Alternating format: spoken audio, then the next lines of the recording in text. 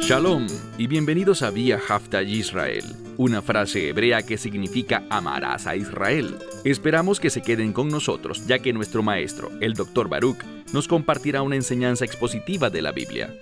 El Dr. Baruch es profesor titular del Instituto Zera Abraham, con sede en Israel. Aunque todos los cursos en el instituto se imparten en hebreo, el Dr. Baruch se complace en compartir esta enseñanza en inglés con doblaje al español. Para más información, visítenos en amarasaisrael.org o descargue nuestra aplicación móvil Mi Estudio Bíblico. Aquí está Baruch y la lección de hoy. La adoración, como hemos visto, es fundamental para toda la humanidad. Hemos estudiado que existe un orden divino. Cuando observamos los diversos elementos, los utensilios y lo que la palabra de Dios dice sobre ellos en cuanto a la adoración en el tabernáculo, percibimos que Dios es un Dios de precisión, que todo lo que dijo, toda la verdad que fue revelada, trabaja en conjunto para posicionar al pueblo de Dios donde puedan adorarlo. Y como he dicho en reiteradas ocasiones, la adoración produce cambios, la adoración trae revelación, la adoración puede generar una nueva perspectiva, así como también poder en la vida del discípulo. Bien, dicho eso, toma tu Biblia y ve conmigo al libro de Éxodo. Hoy estudiaremos la primera mitad del capítulo 31, libro de Éxodo, capítulo 31. Después de estudiar estos primeros versos, la próxima semana, si Dios quiere, completaremos este capítulo. Y el final de este capítulo se enfoca en el tema del Shabbat. Y quiero decirles con toda sinceridad que debemos esforzarnos por entender la verdad del Shabbat. Y necesitamos darnos cuenta más profundamente de que todavía existe un día de santificación, un día que Dios ha ungido, que ha apartado, que ha comisionado, con el fin de que descansemos y que de una manera única lo experimentemos a Él. Hablaremos más sobre el Shabbat la próxima semana, pero comencemos con el libro de Éxodo, capítulo 31. Iniciando desde el primer versículo. Leemos. Y el Señor habló a Moisés, diciendo, mira, he llamado por nombre Betzalel. Vamos a descubrir que hay dos hombres muy especiales que serán nombrados en este pasaje. A ellos se les dará una comisión y han sido preparados para servir a Dios. Quiero establecer esto como una verdad bíblica. Dios nos llama, pero incluso antes de que Él nos llame, nos equipa. Él posiciona a cada persona de modo que estemos listos para servir a Dios. Así que si eres un seguidor del Mesías Yeshua, entiende algo. Tienes un llamado en tu vida para servirle a Él. Pero con demasiada frecuencia, la gente no le da importancia a su llamado o lo ignora. Muchos ni siquiera están conscientes de ello. Simplemente asumen de manera incorrecta que como ya confesaron el Evangelio, y alabado sea Dios por ello, eso es suficiente. Yo puedo dar ofrendas, puedo asistir a los servicios, yo puedo leer la Biblia y hacer algunos actos de bondad para con los demás, y así demuestro mi espiritualidad. Bueno, eso está muy lejos de la realidad. Necesitamos ver que hay un llamado en nuestra vida que va a impactar enormemente quiénes somos. Ese llamado va a traer cambios. Nunca seremos las mismas personas. Estaremos madurando espiritualmente, creciendo en las cosas de Dios, y cada acto de obediencia va a producir una transformación en nuestra vida, acercándonos cada vez más a ser la persona que Dios quiere que seamos. Este pasaje nos habla de que Dios conoce de manera personal a cada uno de los seres humanos, a todo el mundo. Dice, he llamado por nombre. Literalmente es Beshem, en nombre, o con el nombre de este. He llamado por nombre a Betsael, o Bezalel en español, hijo de Uri, hijo de Hur, de la tribu de Judá. Bien, el nombre de Judá quiere decir gratitud a Dios. Habla de lanzar. Y esta palabra lanzar significa hacerlo de una forma generosa, no descuidada, sino lanzando alabanzas a Dios. Esa palabra también puede ser usada, por ejemplo, al disparar una flecha desde un arco. Lo importante que debemos entender aquí es que hay un objetivo. Hay un matará, como diríamos en hebreo, un propósito, como dije, un objetivo. Y por lo tanto, cuando damos gracias a Dios, es algo específico. Cuando adoramos a Dios, hay una precisión en ello. No es algo descuidado, sino que es como alguien que va de cacería. Ahora, quiero aclarar que la cacería no es algo bíblico. Cazar un animal con un arco o una flecha o con una pistola no está permitido bajo la ley de la Torá. Simplemente estoy dando un ejemplo.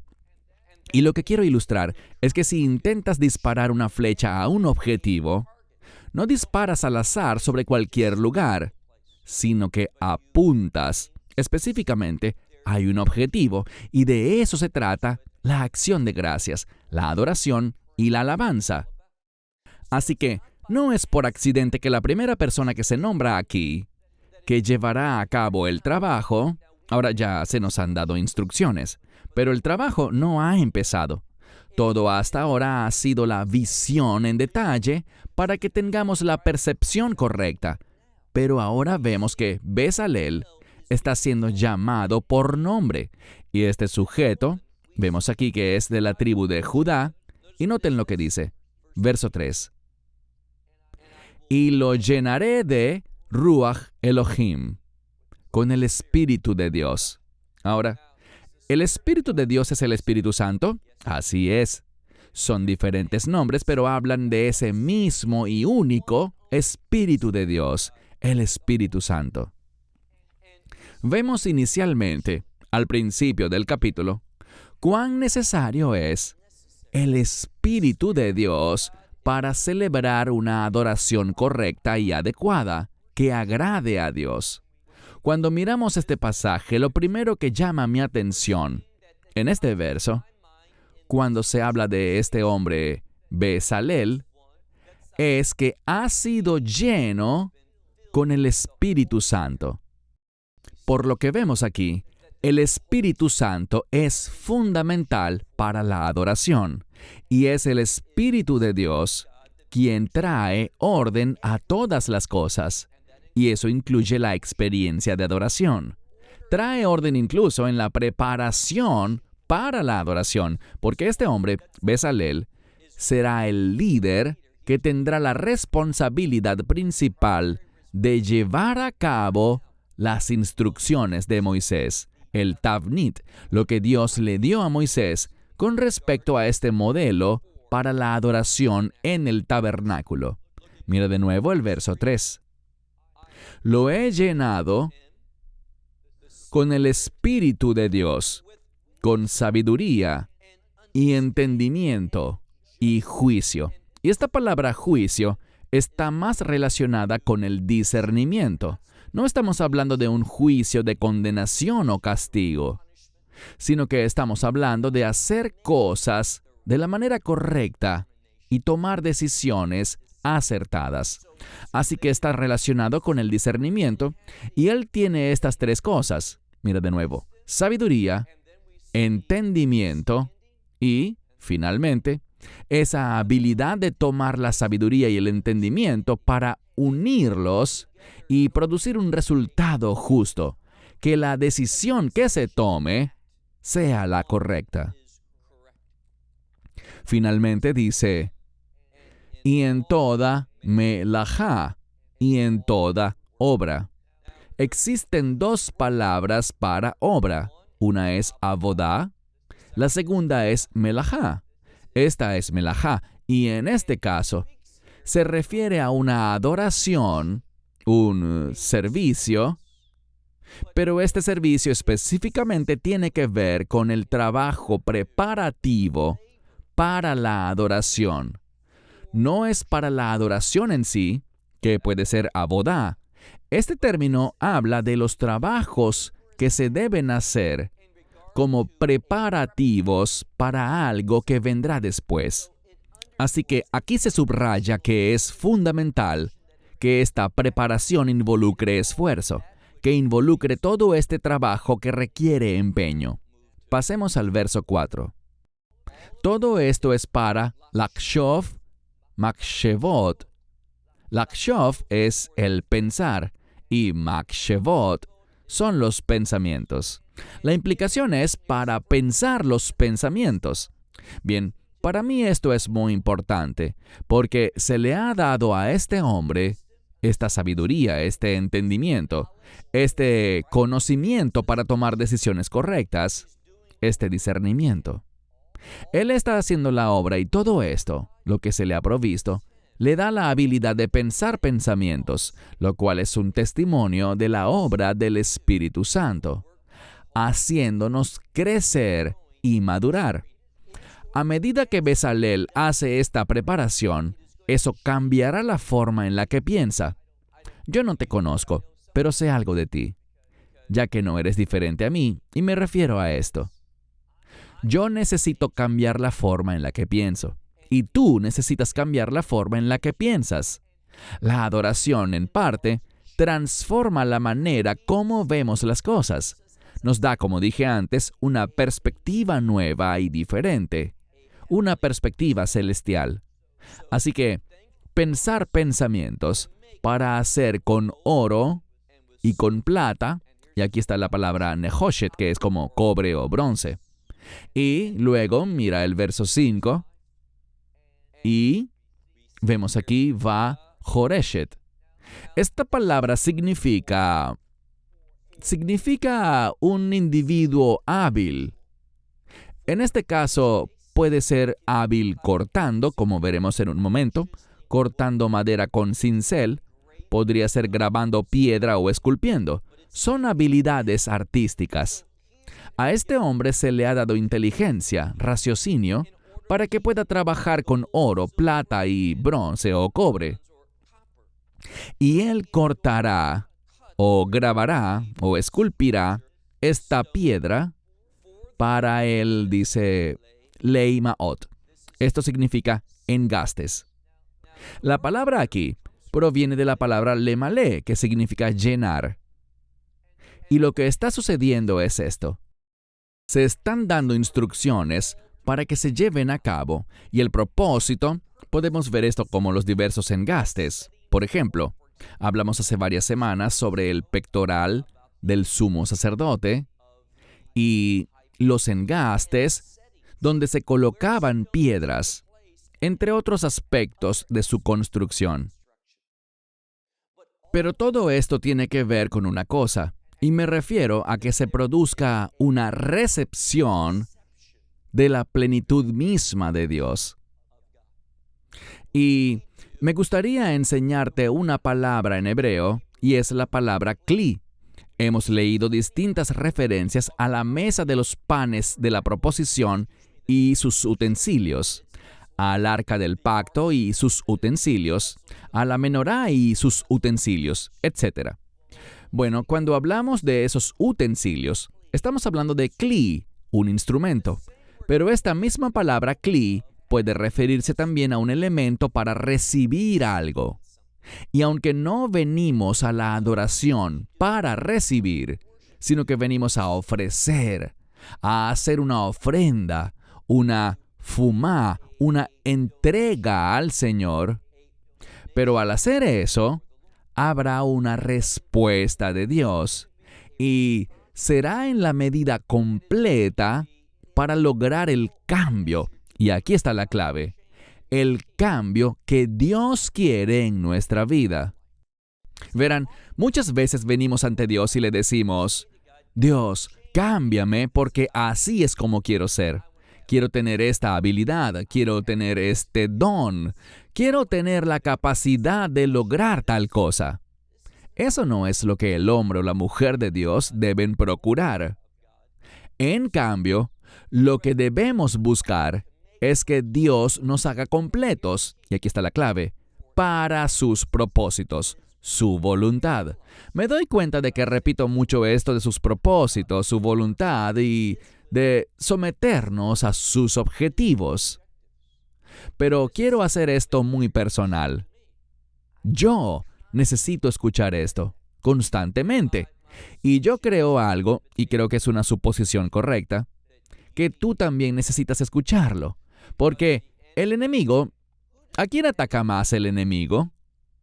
¿A los que no son creyentes o a los creyentes? Y la respuesta es simplemente a los creyentes. Y una de las cosas que el enemigo continuamente, constantemente trata de hacer, es hacernos pensar incorrectamente. Que pensemos en lo que nos complace. Cuando él logra que persigamos lo que nos complace, ya le dimos el control.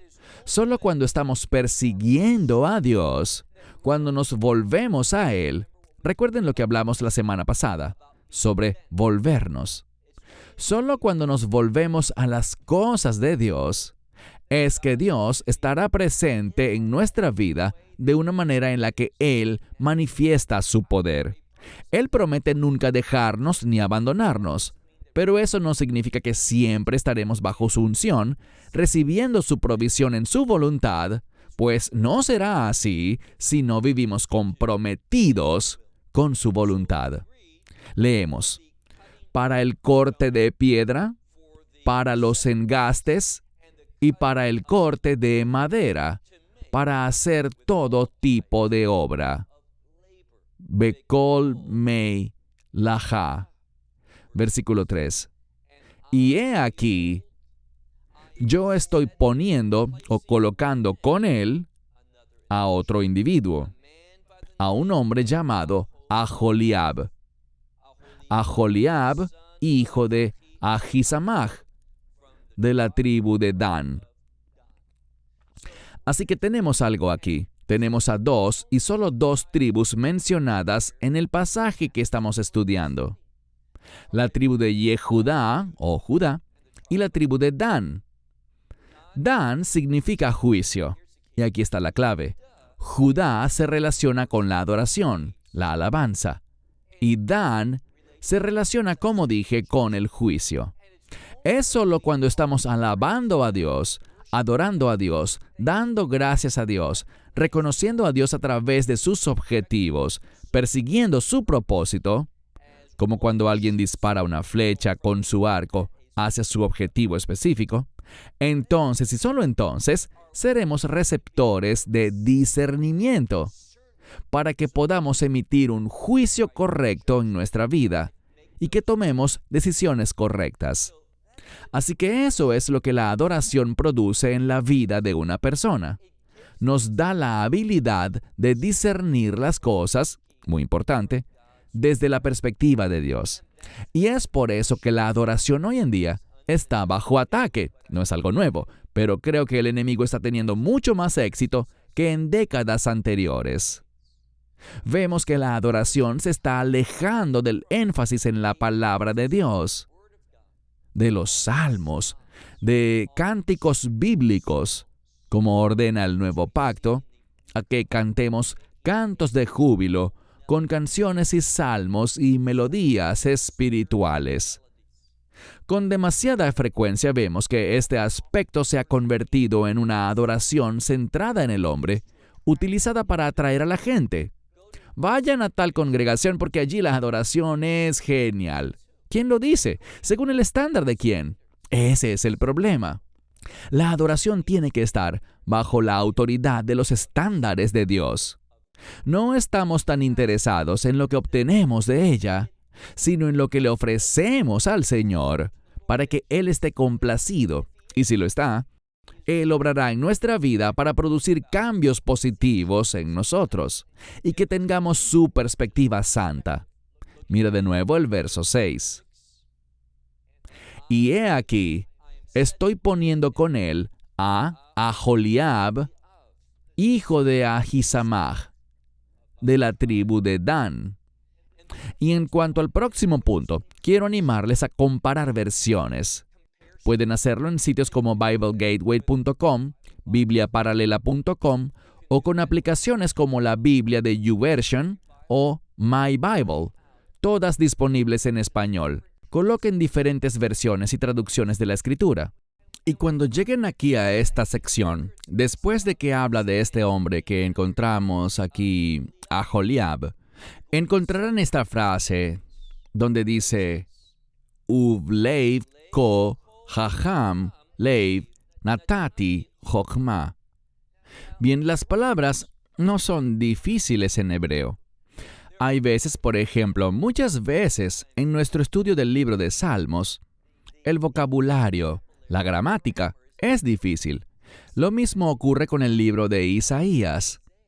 La poesía hace que el lenguaje, el vocabulario, frecuentemente utilice palabras difíciles, sinónimos que no aparecen con frecuencia en el resto de la Biblia. Pero aquí, las palabras son sencillas.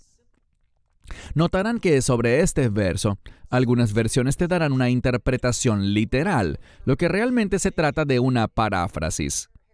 Lo que quiero decir es esto. Si se fijan bien, hay algunas traducciones que son muy literales para la mayor parte de la Biblia, pero llegan aquí y hacen una especie de paráfrasis. No debemos hacer eso. ¿Qué es lo que dice? Mira de nuevo. Habla de este hombre. Su nombre de nuevo es Aholiab, hijo de Ahisamach, de la tribu de Dan. Y con un corazón, Ko-Hacham Leiv, con un corazón de toda inteligencia o sabiduría. Es una palabra muy particular. Pondré o colocaré sabiduría, Jochma. Así que hay una diferencia entre un adjetivo, Hacham, y un sustantivo, Jochma. Pero aquí, debido al uso de la palabra Hacham, es muy difícil traducirlo. De nuevo, con un corazón, en todo sabio corazón, o en todo corazón sabio, dice, pondré sabiduría, y ellos harán todo lo que yo he mandado. Así que es con sabiduría, con un corazón que es un corazón lleno de sabiduría. Es con ese corazón sabio que ellos llevarán a cabo y cumplirán la obra que Dios ha mandado. Verso 7. Y todo esto es para el Ohel Moed, la tienda de reunión. Y el término reunión nos habla, como mencionamos la semana pasada, de un tiempo y un lugar determinado. Si tu Biblia dice congregación, es incorrecto. Es simplemente la tienda de reunión. ¿Y quién estará a cargo de la adoración? Como dice aquí, estamos hablando de estos actos que serán dirigidos por los sacerdotes. Pero la cabeza de todo, noten lo primero que se menciona. Ha-Aaron la Idut, el arca del testimonio. Estamos hablando del arca del pacto, Aarón Habrit, pero aquí se le llama, como es usual en la Biblia, el arca del testimonio. La razón es que Dios aparecía sobre el arca del pacto. Allí daba testimonio. Allí es donde su presencia reposaba. Así que el mensaje central de la adoración es que Dios está a cargo. Él es soberano y su presencia impacta todo lo que hacemos. Es reconocer que verdaderamente Él está entre nosotros. Mi preocupación es que a menudo lo que hacemos hoy como adoración no enfatiza ni considera realmente a Dios, su voluntad, sus mandamientos, y lo que pensaría Él si estuviera allí, delante de la presencia del pueblo. Entonces, Él ha instruido y capacitado a estos hombres para que hagan, dice, la tienda de reunión, el arca del testimonio, el caporet, que es el propiciatorio, esa cubierta del arca del pacto, que está sobre ella, y todos los utensilios de la tienda. Así que todos los utensilios para la tienda de reunión, que es el tabernáculo. Verso 8. Ahora descubriremos de qué utensilios estamos hablando. Estamos hablando del shohan, que es la mesa del pan de la proposición, y sus utensilios. Y también ha-menorá, ha-tejorá, la menorá pura. Esto es inusual porque la menorá aquí es llamada pura, tejorá, la menorá pura. Y podría haber una relación entre el oro, que es oro puro, o el aceite, que se usa para encender la menorá, que es aceite de oliva puro, sa, que significa puro y limpio, algo que no tiene nada más dentro de él, solo aceite de oliva. ¿Y qué hace esta menorá? Bueno, mencionamos en nuestros estudios anteriores que hay una relación única entre el arca del pacto y la menorá. En ambos, el arca del pacto estaba hecha de madera de acacia, cubierta de oro puro, mientras que la menorá era solo de oro. Y dijimos que la luz de la menorá confirma la presencia de Dios con su pueblo en la ciudad de Jerusalén, entre la congregación de los hijos de Israel. Y noten que la pureza está incluida en esta descripción. Y es la pureza la que puede asegurarnos, cuando mi caminar es puro, cuando mi hablar es puro, cuando mi pensamiento es puro, y sobre el tema de hoy, cuando nuestra adoración es pura, podremos esperar que la presencia de Dios esté con nosotros. Continuamos leyendo en el verso 8. Y todos sus utensilios, es decir, todos los utensilios de la menorá y el altar de incienso. Verso 9. Y el altar del holocausto, con todos sus utensilios, y al final del verso 9, lo que hablamos la semana pasada, y también el lavabo, esa especie de fuente donde había agua para la limpieza de las manos y de los pies. Y aquí menciona no solo esta fuente, sino su base, su pedestal. Verso 10. Y los bigdei ha-shared. Esto es importante. Aquí dice ha-sharad. E insisto, muchas veces esta palabra es confusa. Creo que si vas a algunas de las ayudas principales que te mencioné, bibliaparalela.com, Bible Gateway o de las aplicaciones que mencioné, y buscas este verso, te dirán que esta palabra es de origen desconocido. No es así. Es la misma palabra. Si dijera la palabra misrad, todos en Israel sabrían de qué estamos hablando, de una oficina. Vas a trabajar y muchas personas trabajan en una misrad, una oficina. Tienen su propia oficina personal. Y esta palabra para misrad habla de servicio. Así que es la ropa de su oficina, lo que se relaciona con su llamado, con su posición y con su servicio. También las vestiduras sagradas de Aarón, el sacerdote, y las vestiduras de sus hijos, los sacerdotes regulares, no el sumo sacerdote Aarón, sino los sacerdotes regulares, sus hijos, leikahem, para servir, para actuar como sacerdotes. Verso 11. El verso 11 será nuestro último verso por hoy, ya que al pasar al verso 12, estaremos hablando sobre el Shabbat y voy a reservar eso para un estudio profundo sobre el Shabbat la próxima semana. Pero miren el verso 11. Y el aceite de la unción y las especias del incienso para, y esto podría traducirse como para santidad, para santificación o para ese lugar santo. Y es de acuerdo con, esto es lo importante, Y con esto voy cerrando.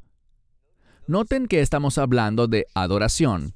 Esta primera parte de Éxodo 31 nos da un entendimiento general de la adoración. Y esto es lo que aprendemos. Miren la última parte de nuestro estudio de hoy, final del verso 11, que dice, Kehol asher sivi tija yasu. Eso significa, de acuerdo con todo lo que te he mandado, ellos harán. ¿Con quién habla? Con Moisés. Dios le está diciendo a Moisés personalmente, de acuerdo con todo lo que te he mandado a ti, Moisés, ellos, los sacerdotes, ellos harán, trayendo al resto de los hijos de Israel a la sumisión. 2 veces vemos aquí, al final del verso 11, todo lo que te he mandado. Pero si seguimos leyendo, también vemos al final del verso 6, esa misma expresión, Kehol asher sivi tija, todo lo que te he mandado.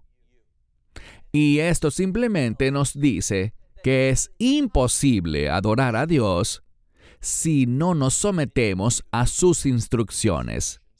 La adoración bíblica fundamentalmente siempre se trata de que nosotros nos sometamos a las instrucciones de Dios, descansando en su voluntad, llevando a cabo su instrucción para que su presencia, su poder, su unción, su iluminación, su revelación, su provisión para el cambio y para una perspectiva correcta, sean dadas a su pueblo. Cierro con esto hasta la próxima semana. Que Dios te bendiga ricamente en tu esfuerzo por adorarlo a Él en espíritu y en verdad. Hasta entonces, Shalom desde Israel. Shalom from Israel. Esperamos que te hayas edificado con el mensaje de hoy y lo compartas con otros. Te invitamos a seguir nuestros estudios cada semana por este canal y por el portal de YouTube de Amarás a Israel. También puedes descargar nuestra aplicación móvil gratuita, Mi Estudio Bíblico. Finalmente, para obtener más información sobre nosotros, visita nuestra web amarasaisrael.org, donde encontrarás otras conferencias de Baruch en audio, video y texto. Hasta el próximo programa. Que el Señor te bendiga en Yeshua HaMashiach, Jesús el Mesías, mientras caminas con Él. Shalom desde Israel.